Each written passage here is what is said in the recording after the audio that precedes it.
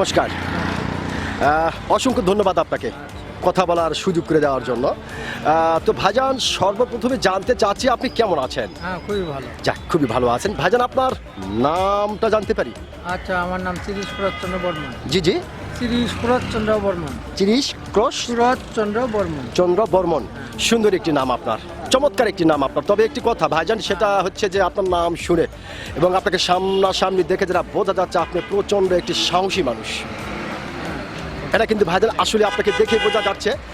তো ভাইজান, যেহেতু আপনি বাংলাদেশের একজন সচেতন নাগরিক এবং বাংলাদেশের একজন সাহসী মানুষ, সেই ক্ষেত্রে এই বিষয়টি আপনার কাছ থেকে জানতে চাচ্ছি যে আমাদের বাংলাদেশের সাবেক প্রধানমন্ত্রী শেখ হাসিনা, তিনি কিন্তু এখন বাংলার মাটি ছেড়ে ভারতের মাটিতে অবস্থান করতেছেন। তো এই বিষয়কে কেন্দ্র করে বাংলাদেশের বিভিন্ন ধরনের মানুষ বিভিন্ন ধরনের কথা বলছে। কেউ বলছে শেখ হাসিনা কখনো কোনোদিন বাংলার মাটি তার পা রাখতে পারবেন না, আবার অনেকেই বলছে না, শেখ হাসিনা আসবে অচিরেই বাংলার মাটিতে বীরের বেশে। তো ভাইজান, আপনি একজন সচেতন নাগরিক এবং একজন সাহসী মানুষ হিসেবে আপনার কাছ থেকে জানতে চাই যে আপনি কোনটা মনে করেন উনি আসতে পারবে কি না?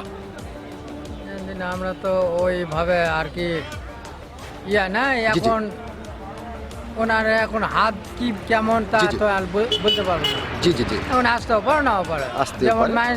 মানুষের মুখ শুনতেছে আর আসতেই পারবে না, আচ্ছা আচ্ছা, এরকম। জি জি জি, আমার তো আর লেখাপড়াও নাই, জি জি জি, যার জন্য মনে হয় আসতে পারবে না। পারবে না। তার মানে আপনি যেটা বোঝাতে চাচ্ছেন যে ওনার হাত শক্তিশালী করে যদি আসতে পারে, তো আসবে, না পারলে পারবে না, এই তো। না পারলে পারবে না। অসংখ্য ধন্যবাদ আপনাকে। অত্যন্ত গুরুত্বপূর্ণ একটি কথা আপনি বলেছেন এবং অত্যন্ত সাহসিকতার সহিত বলেছেন। এই জন্যই কিন্তু ভাইজান আপনার নাম শোনার পরে আমি বলেছিলাম আপনি সত্যিকারের একজন সাহসী মানুষ। আপনি কিন্তু আপনার সাহসিকতার পরিচয় দিয়েছেন। অসংখ্য ধন্যবাদ আপনাকে।